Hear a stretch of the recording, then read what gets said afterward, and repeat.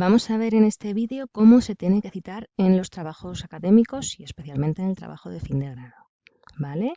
En principio vamos a utilizar siempre el formato APA, ¿vale? Y actualmente la última versión es APA 7, así que hay que seguirlo. Lo más adecuado, o lo que yo recomiendo siempre, es que tengas una versión impresa de la normativa APA 7, o de la que toque en cada momento, la más actual, y la tengas al lado cuando estés trabajando y siempre acudas a ella para ver cómo citar tanto en el texto como en la bibliografía, ¿vale? Es la forma de ir aprendiéndonos cómo se cita cada tipo de fuente y hacerlo siempre bien. Probablemente llegue un momento en que a base de citar artículos, sitios web, libros, etcétera, pues ya te los aprendas un poco de memoria, pero a veces puedes citar cosas un poco diferentes o un poco raras que no sabes bien cómo citar. Bueno, pues acudir a la fuente original, ¿no? de estos datos, que es la Asociación de Psicólogos Americana, ¿no? Pues vamos a la normativa APA 7 y vemos cómo se hace, ¿vale? Vamos entonces a ver qué cosas hay que citar y qué cosas no, ¿vale? Siempre que utilices ideas de otros autores, siempre hay que citarlos, sea un informe, sea un libro, sea lo que sea. ¿Por qué? Pues por muchos motivos, porque es la forma de dar crédito a tus ideas, de que no se plantee que son tuyas propias, porque si no lo son, no tienes por qué decir que son tuyas, ¿vale? Y además te puede servir un poco de escudo protector, ¿no? ¿Por qué? Primero, porque si no citas correctamente es un delito, que se llama plagio, ¿vale? Tiene consecuencias académicas, pero es que incluso puede tenerlas jurídicas, ¿no? Os ponía aquí el ejemplo. Sería como si alguien cogiera tus fotos de Instagram y las subiera a su Insta diciendo que son suyas, ¿vale? No te haría gracia, pues es exactamente lo mismo, ¿no? O imaginaos que encontráis un anuncio publicitario en el que están utilizando una foto que habéis subido vosotros o un vídeo de vuestro TikTok, pues no os haría gracia. Lo siguiente, citar correctamente puede ser una forma de protegerte frente a ideas que viertas en un texto y que puedan ser o bien criticables, bueno, pues porque la gente no esté de acuerdo, o bien simplemente porque pueden ser incluso erróneas, ¿no? Entonces tú puedes citar una idea y decir quién lo ha dicho. De esta manera, bueno, pues se nota que ese texto no es tuyo, sino que alguien lo ha dicho y tú quieres hacerlo saber, ¿de acuerdo? Siempre, siempre, siempre en el 99,9% de los casos hay que acudir a la fuente primaria de los datos. ¿Esto qué significa? Que tenemos que ir siempre a lo que alguien ha dicho, ¿vale? En el lugar original. Por ejemplo, si nos estamos leyendo un artículo y en ese artículo se cita lo que ha dicho un autor que se llama Pérez, habrá que ir al artículo de Pérez para poder citarle correctamente. No vale con decir que en la obra de González se cita a Pérez, ¿vale? Siempre hay que ir a la fuente primaria. Tampoco vale decir, por ejemplo, que es algo que tu profesor dijo en clase. Pues entonces tendrás que preguntarle a tu profesor que eso que ha dicho, de dónde lo ha sacado, de qué autor es, y confirmar efectivamente si es algo suyo o si lo ha sacado de algún otro autor o de algún otro profesional, ¿vale? A la hora de incluir estas citas hay que tener una cuestión muy importante, y es que a priori siempre vamos a preferir el formato APA al formato europeo. ¿Por qué?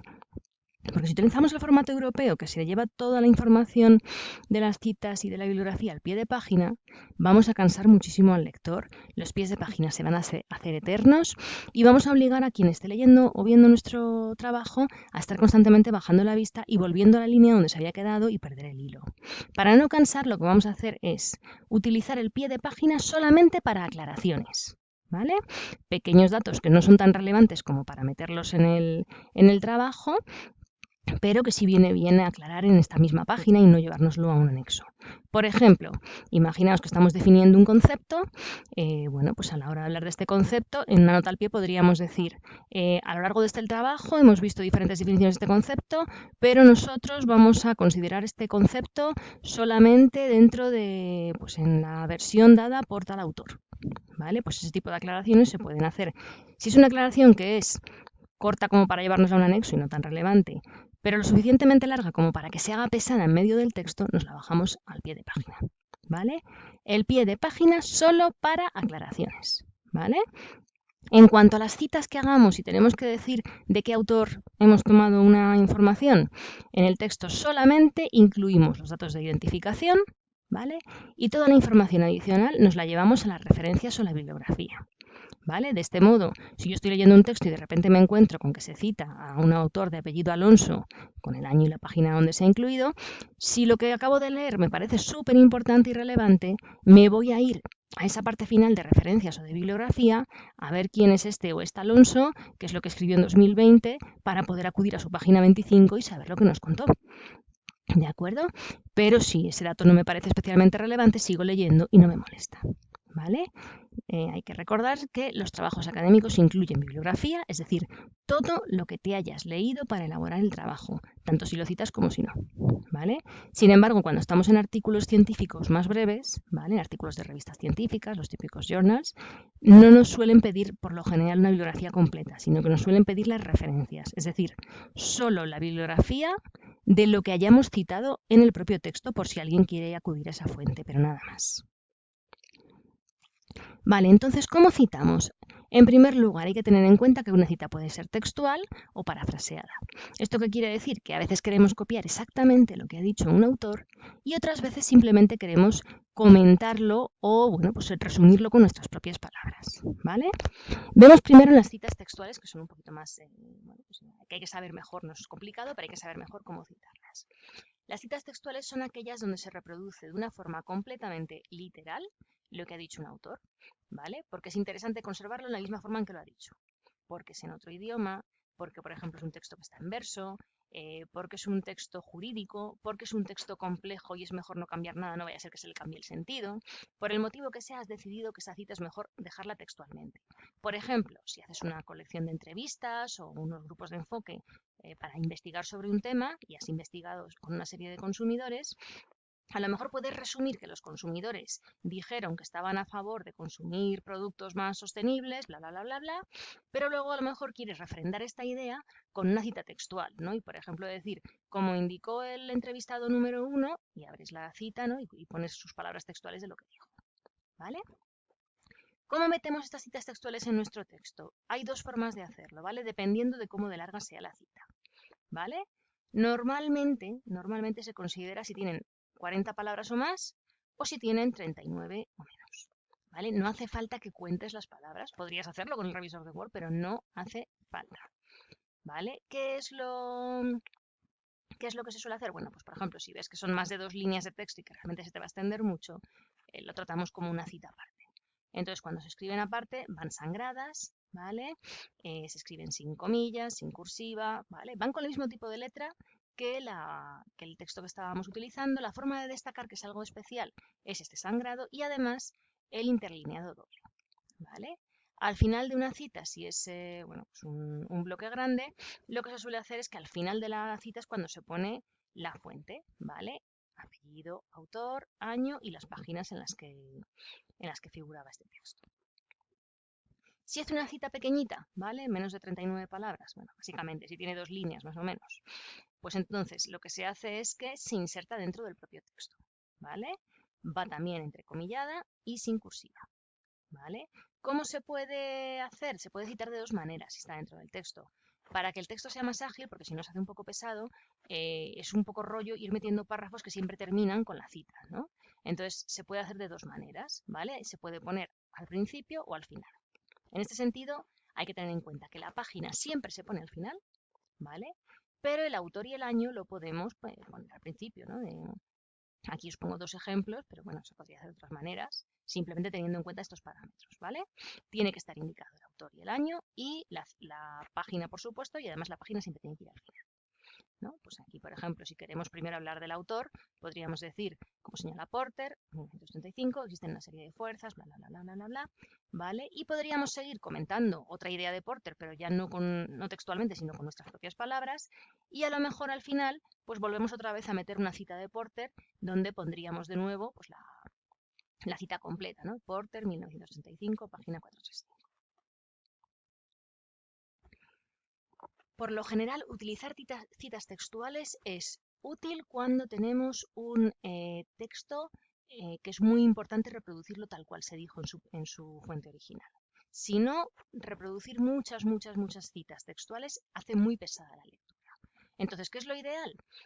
trabajar con citas parafraseadas. Por ejemplo, imaginas que quieres definir un concepto, pues a lo largo de una serie de párrafos vas comentando lo que ese concepto significa para una serie de autores, ¿vale? No es que cojas el texto de ese autor y lo cambies palabra a palabra para que no se note que es un plagio y para que no se reconozca si lo buscamos en Google, sino que reconstruyas la idea con tus propias palabras y por lo general es porque quieres hacerla más breve o porque quieres, bueno, pues reconstruir varias citas de diferentes autores siguiendo una línea argumental, ¿vale? Por ejemplo, pues a la hora de definir el concepto de precio desde el punto de vista del marketing, este autor se centra en la parte económica, hace referencia al valor de intercambio por esto y por esto y por esto. En cambio, este otro autor pues se centra más en la parte del sacrificio que supone para el consumidor y este otro autor se centra en no sé qué, no sé cuántos. Para este trabajo nosotros vamos a considerar estas tres conceptualizaciones del precio y vamos a pensar qué precio es tal, tal, tal, tal. ¿Vale? En cada uno de esos autores no tendrías que poner la cita entrecomillada de cómo han definido el precio, sino simplemente tu resumen de lo que ellos han pensado. Y sí que sería importante que en cada uno de los autores indicaras el año, ¿vale? Y probablemente la página donde has encontrado esta idea, ¿de acuerdo? A veces, pues es que a lo mejor has resumido en un solo párrafo lo que un autor cuenta en 5 páginas. Puedes indicar la página primera y última en la que te has basado para hacer ese resumen y lo puedes señalar. De nuevo, bueno, pues aquí hay otras dos formas de hacerlo, ¿no? Podemos poner el autor al final o el autor al principio, ¿vale? La página siempre al final. El tema de la página no es imprescindible cuando la cita sea parafraseada, ¿vale? Solo es imprescindible cuando es textual. Pero bueno, sí puede ser recomendable, sobre todo pues, si pensamos que alguna de las personas que se lea el trabajo va a querer acudir a esa página a revisar lo que hemos planteado, ¿vale? Insisto, es mejor meter muchas citas parafraseadas y dejar para citas textuales solo las más importantes. Además, por otro motivo, porque a veces si rellenamos con mucha cita textual, parece que lo que queremos es hacer que el trabajo sea más largo porque no tenemos nada que decir. Otro aspecto que es importante es tener en cuenta las tablas, figuras, imágenes, gráficos, etcétera, que vayamos a utilizar en el proyecto, ¿vale? Errores importantes. Cuidado al copiar y pegar una tabla o un gráfico, ¿vale? Hay mucho riesgo de que si lo hemos copiado de una fuente online se nos desconfigure y en el trabajo final se nos quede pixelado, que es lo más horrible que puede pasar, ¿vale? Lo que podemos hacer es nosotros mismos, con nuestros medios, sea en Excel, sea en Photoshop o en el programa que se nos dé mejor, replicar esa misma tabla o ese mismo gráfico para que quede correctamente bueno, pues, escrito y bueno, que se vea adecuadamente, ¿vale? Aunque lo hayamos hecho nosotros, porque nosotros lo hemos copiado, pero hay que citar la fuente original, ¿vale? En este caso, pues, donde hayamos sacado el material. Pero hay veces en que una tabla o una figura o un gráfico no es un texto que hayamos obtenido de otro autor, sino que a lo mejor es de lo que llamamos elaboración propia, ¿vale? Puede ser adaptado de, simplemente hemos cogido algo existente y lo hemos cambiado un poco, ¿no? Pues imaginaos, por ejemplo, que hemos hecho una traducción, pero a veces puede ser, bueno, pues que hemos cogido dos tablas de datos, ¿no? Imaginamos que hemos cogido una tabla de datos en las que nos habla, pues, el estado del delivery en España en el año 2021. ¿Vale? Y en esa tabla nos hablan de el perfil de consumidores, pero resulta que en otra tabla que teníamos de otra fuente diferente nos hablan del perfil del delivery en función de las empresas proveedoras. Y resulta que se nos ocurre una forma de combinarlo todo en un solo gráfico para que sea más fácil de entender. Bueno, pues podríamos hacer a eso le llamaríamos elaboración propia, ¿vale? Si se basan en fuentes secundarias, esa elaboración propia hay que citarla también, ¿de acuerdo? Aquí incorporo algunos enlaces que pueden ser de utilidad. En primer lugar, las normas de la APA, ¿vale? Y por supuesto algunas biblioguías que pueden ser útiles y que os pueden servir para construir vuestro trabajo. Algunas más resumidas, otras más desarrolladas, pero todas informan muy bien de cómo citar y cómo elaborar una bibliografía para que el trabajo pues, no caiga en el delito del plagio y sobre todo para que sea lo más rico y lo más pues, favorable para el resultado y para tu nota. ¡Ánimo con ello!